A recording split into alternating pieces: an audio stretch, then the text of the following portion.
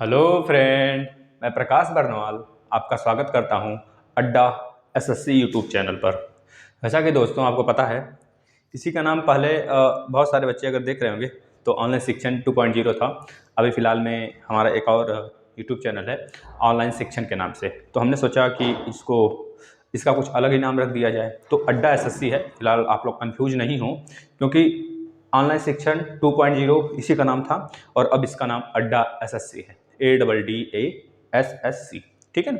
तो चलिए आप लोग देख रहे होंगे पिछला क्लास हिंदी का, आप लोग देखे भी होंगे पिछला क्लास। और बहुत सारे बच्चे हैं जो डिमांड भी कर रहे हैं आगे वाले क्लास का, और अच्छे मतलब बोल रहे हैं कि सर अच्छा क्लास है। तो आप लोग भी अगर नहीं देख रहे हैं तो इसे देखें, ठीक है दोस्तों।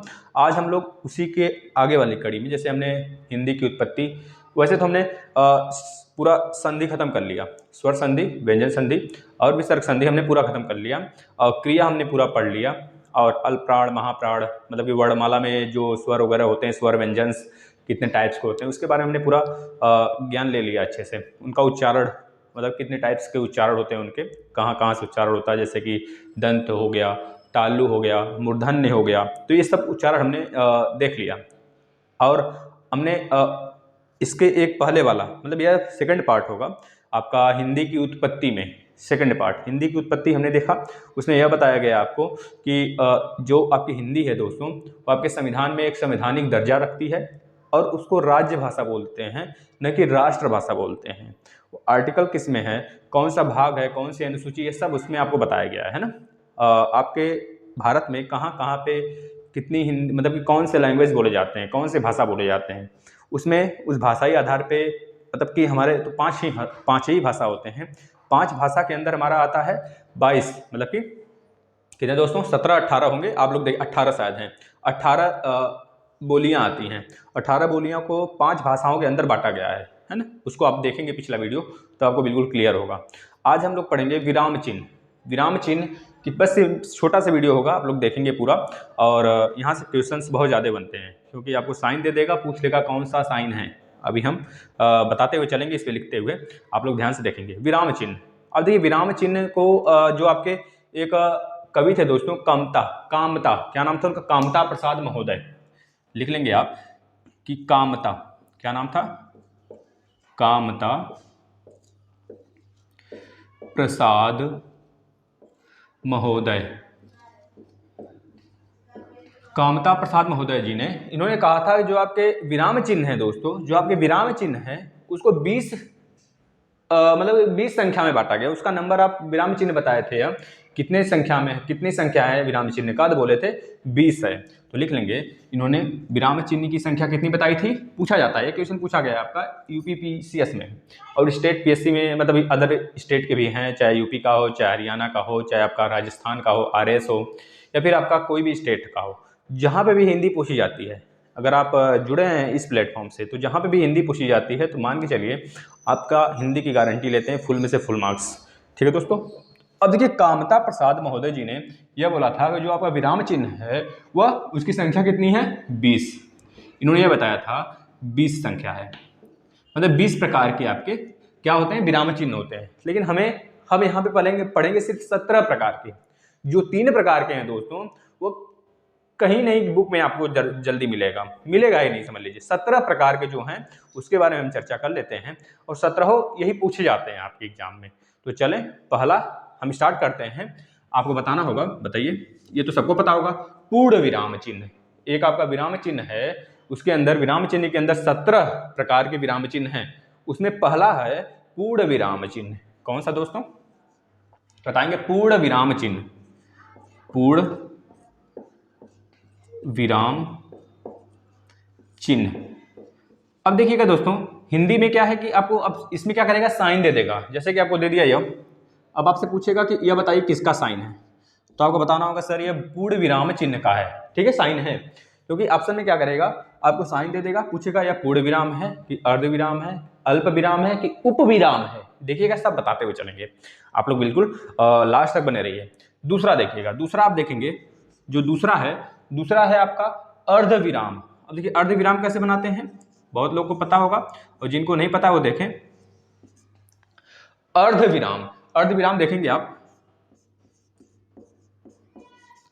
अर्ध विराम चिन्ह।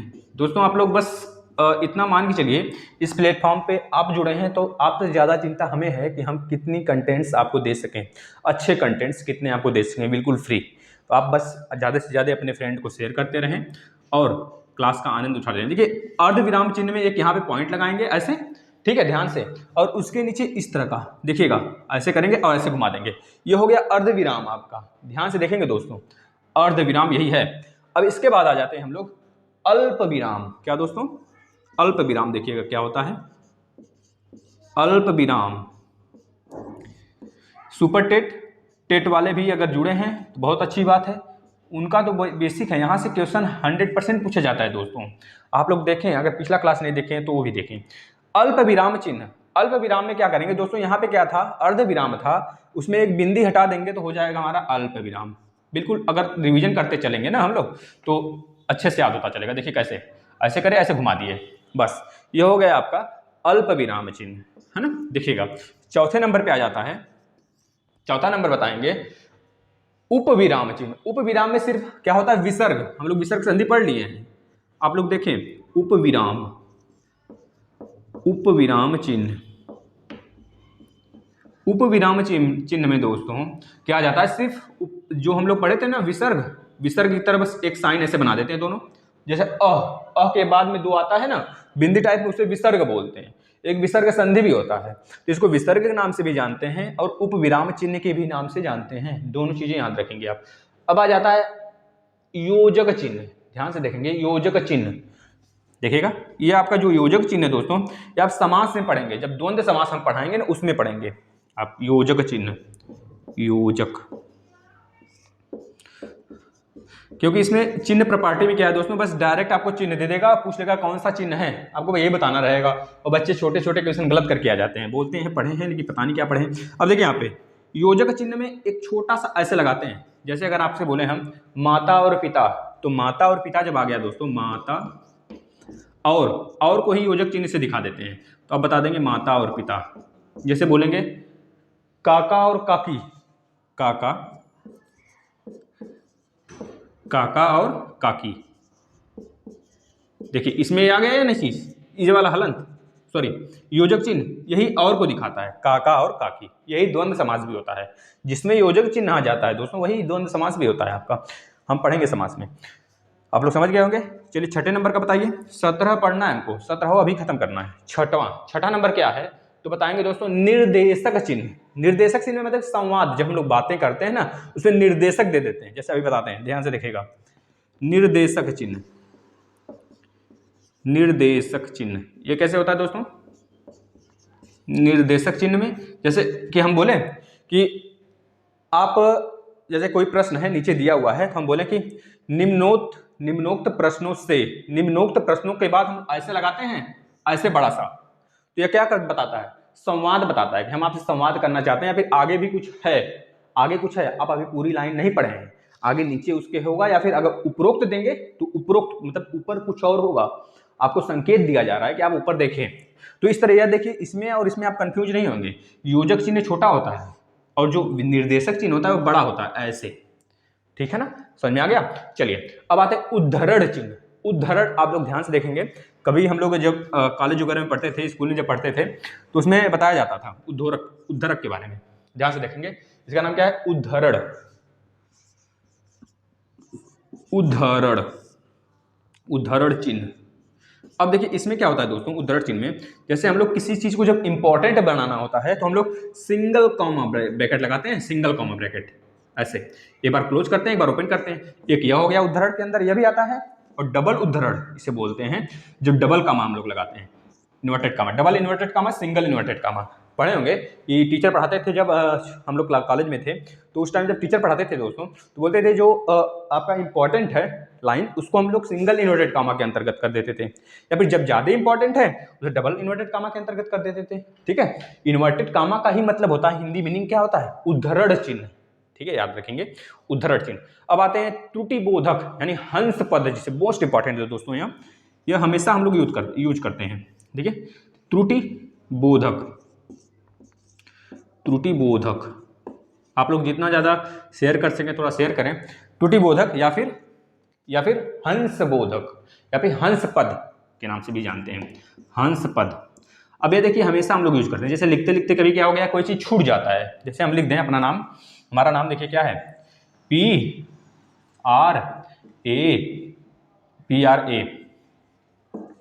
KASH, ठीक है, यह लिख दें। और यहाँ पे बरनवाल लिख दें, BARANWA, ए को न लिख के हम क्या लिख दें, यहाँ पे एल लिख दें। लेकिन हमारा ए यहाँ पे छूट गया है तो हंसपद दिखा देंगे यहाँ पे ए लिखकर, यह हंसपद है। अब एक चीज ध्यान देंगे, अगर आप हंसपद ऐसे दिखा रहे हैं तो यहाँ पे ए लिखेंगे, यहाँ पे ए नहीं लिखेंगे जैसे हम लिखे हुए हैं। अगर यहाँ पे लिखेंगे तभी ये संकेत सही है, नहीं तो फिर माना तो जा सकता है, आप मानेंगे सही है, हो सकता है एग्जामिनर सही भी कर दे, लेकिन यह अगर त्रुटि के हिसाब से देखा जाए तो आपका गलत हो जाएगा। अगर आप हंसपद इस तरह लगाए हैं और अपना जो वर्ड जहाँ पे छूटा हुआ है आप ऊपर रख दिए, ऐसे नहीं होना चाहिए। अगर आप हंसपद नीचे की तरफ से लगा रहे हैं ऐसे, मुंह इसका जिधर खुला रहेगा उधर ही आपका वर्ड रहेगा, जो वर्ड छूटा हुआ है, ठीक है ना। तो इस तरह करेंगे तब जाके आपका सही होगा। तो आप लोग समझ गए। चलिए, तो हंसपद क्या होता है दोस्तों, हंसपद का मतलब हो गया, जैसे हम लोग यह साइन देते हैं वी आकार का, उल्टा चोंच, मतलब हंस, हंस इसका नाम ही पड़ा है, हंस का चोंच देखे ना ऐसे बना होता है, बस यही तो है हंसपद। लेकिन यह हमारा ऐसे रहेगा या फिर ऐसे रहेगा, है ना, ये याद रखेंगे, यह हंसपद हो गया दोस्तों। इसके बाद हम लोग 9वें नंबर की तरफ आ जाते हैं। 9वां नंबर क्या बोल रहा है, 9वां नंबर हंसपद के बाद 9वां नंबर देखेंगे आप लोग, कोष्टक चिन्ह। कोष्टक चिन्ह में आपको पता है, आप लोग बॉडमास रूल अगर मैथ पढ़े होंगे बचपन से, तो उसमें बॉडमास रूल आता है, उसमें ब्रैकेट हो गया, स्मॉल ब्रैकेट, करली ब्रैकेट, बिग ब्रैकेट, वही है आपका कोष्टक चिन्ह, बस कोष्टक, कोष्टक चिन्ह। कोष्टक चिन्ह में आप बता देंगे कि स्मॉल ब्रैकेट, एक तो यह हो गया स्मॉल ब्रैकेट, करली ब्रैकेट, और एक हो गया आपका बिग ब्रैकेट। बिग ब्रैकेट या फिर इसे बोलते हैं हम लोग स्क्वायर ब्रैकेट, बिग ब्रैकेट या फिर स्क्वायर ब्रैकेट के नाम से जानते हैं। चलिए, अब लोग 9 अगर यहाँ पे लिख लिए हो तो हम आगे चलते हैं, 1 2 3 4 5 6 7 8 9, ठीक है, नोट कर लिए, तो हम इरेज करते हैं, थोड़ा सा ऊपर लिखते हैं फिर से। दोस्तों आप लोग ज़्यादा से ज़्यादा शेयर करें, क्योंकि यहाँ से क्वेश्चन आपको कैसे बनेगा आपको पता होना चाहिए। जैसे ही आपका टॉपिक, जितने भी टॉपिक पढ़ाया जा रहा है, जैसे ही कंप्लीट होगा हम तुरंत आपका प्रैक्टिस सेट लाना स्टार्ट करेंगे। जैसा कि आपने पिछला वाला वीडियो देखे होंगे, जब हम स्वर संधि पढ़ रहे थे, उस समय स्वर संधि पढ़ते वक्त हम लोग क्या किए थे कि स्वर संधि जहाँ खत्म हुआ था हम लोग प्रैक्टिस सेट सॉल्व किए थे, और जब आपका विसर्ग संधि खत्म हुआ तो तुरंत हम लोग प्रैक्टिस सेट लगाए, है ना। तो इस तरह आप लोग ध्यान से अगर पढ़ते रहेंगे, साथ बनाए रहेंगे, तो आपको बहुत अच्छे कंटेंट्स देने वाले हैं, बिल्कुल फ्री दोस्तों, ठीक है ना। तो बस आपका एक काम है, वही आप लोग करते रहें, बस शेयर करते रहें, थोड़ा सा ज़्यादा से ज़्यादा बच्चों को जोड़ते रहें, जिससे कि मेरे कुछ उत्साह मिल सके। अब चलिए नेक्स्ट देखते हैं 10वें नंबर का विस्मयादि बोधक, विस्मयादि बोधक या फिर विस्मयादि चिन्ह, ठीक है। विस्मयादि बोधक आपको पता होगा, आप लोग इंग्लिश में भी पढ़ते होंगे, एक्सक्लेमेटरी, एक्सक्लेमेटरी साइन। एक्सक्लेमेटरी मतलब जैसे कोई चीज़ हमको मिल गया और हमको खुशी बहुत जाहिर हुआ, तो हा हा करके इस तरह हंसते हैं, तो हा हा जो आता है दोस्तों, वही विस्मयादि बोधक का साइन प्रस्तुत करता है। या फिर हमें बहुत दुख हुआ तो हम कहें ओह, ओह, जैसे कोई चीज़ हमारा गिर गया तो ओह, ठीक है। ओ का मतलब विस्मयादि बोधक वही बता रहा है, एक्सक्लेमेटरी का साइन। एक्सक्लेमेटरी का हिंदी मीनिंग होता है विस्मयादि बोधक चिन्ह, ठीक है ना। चलिए देखते हैं, विस्मयादि, ध्यान से देखेंगे, विस्मयादि बोधक, विस्मयादि, विस्मयादि यादि है ना, विस्मयादि बोधक या फिर चिन्ह लिख लीजिए, विस्मयादि चिन्ह। इसको किससे दिखाते हैं हम लोग, ये बस देख रहे हैं, सिंपल सा एक लाइन खींचेंगे, उसके नीचे बिंदी दिखा देंगे, जैसे आई बनाते हैं, आई को उलट दीजिए, वही हो गया विस्मयादि बोधक, ठीक है ना। अब इसके बाद लाघव चिन्ह, लाघव चिन्ह ध्यान से देखेंगे दोस्तों, यह जैसे कि बहुत बड़े बड़े लोग हो गए ना, MBBS वगैरह, या फिर कोई पोस्ट स्टेटस अपना जब लगाते हैं, तो जब उनका नाम बहुत प्रचलित हो जाता है तो वो अपने आगे अपने नाम को फुल फॉर्म मतलब कि शॉर्ट फॉर्म में बदल देते हैं। देखिएगा 11 नंबर, इसको क्या बोलते हैं हम लोग बताएंगे, लाघव चिन्ह, लाघव, लाघव, ठीक है। ध्यान से आप नाम याद रखेंगे, आपसे लाघव चिन्ह बोल दिया और काफी सारा साइन दे दिया, आपसे पूछा कौन सा चिन्ह है तो आपको बताना होगा। लाघव चिन्ह जैसे कि हम बोले, हम देखिए एक चीज लिख रहे हैं, D, doctor, doctor Radha Krishnan, Radha Krishnan, ठीक है, डॉक्टर राधा कृष्णन। अब इसमें देखिए ये जो साइन आया दोस्तों, डॉक्टर के बाद जो या पूरा डॉक्टर हम नहीं लिखे, हम क्या लिख दिए, डी डी टी। तो डी डी टी में जो ये देख रहे हैं जो साइन आ रहा है, बस वही होता है आपका लाघव चिन्ह, आप याद रखेंगे, जो यह 0 बन के आ रहा है ना DDT में या फिर डॉक्टर में, वही होता है आपका लाघव चिन्ह। ठीक है दोस्तों, इसके बाद नेक्स्ट चलते हैं रेखांकित चिन्ह। 12वें नंबर का देखेंगे रेखांकित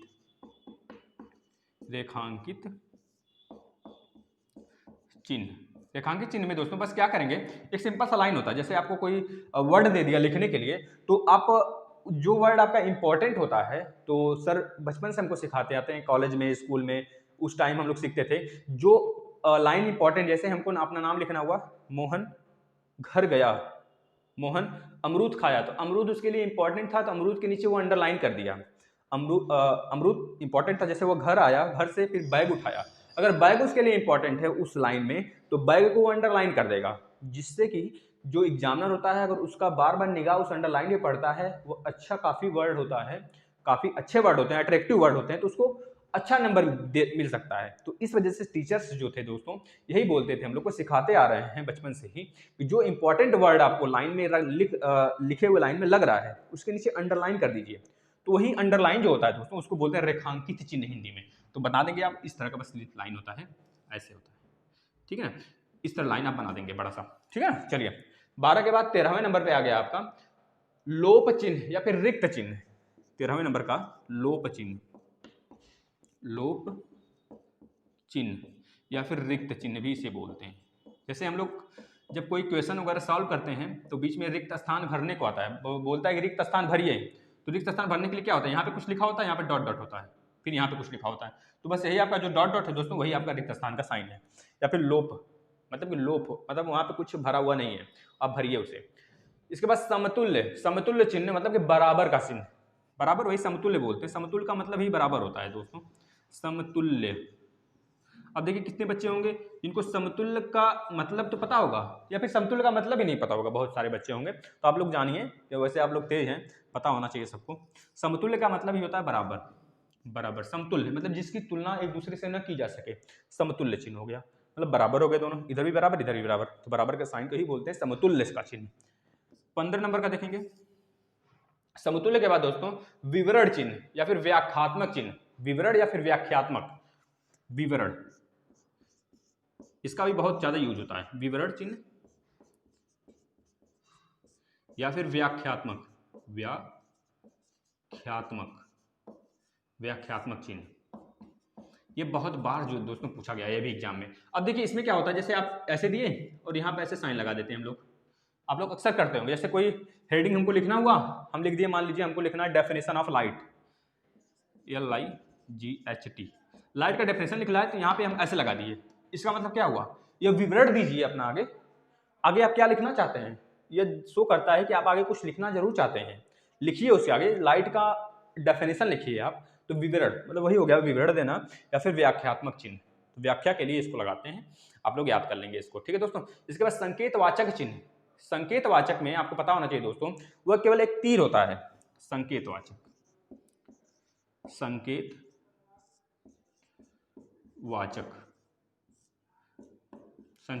चिन्ह में क्या होता है दोस्तों, उसमें क्या होता है, बस एक ऐसे एरो होता है इस तरफ का, चाहे जिस तरफ आप संकेत करना चाहते हैं, अगर इस साइड करना चाहते हैं, ऊपर करना चाहते हैं, नीचे, या फिर किसी भी साइड करना चाहते हैं, मान लीजिए हम इसको संकेत कर रहे हैं तो हम इसको ऐसे दिखा देते हैं, तो ये भी हमारा संकेत चिन्ह हो गया।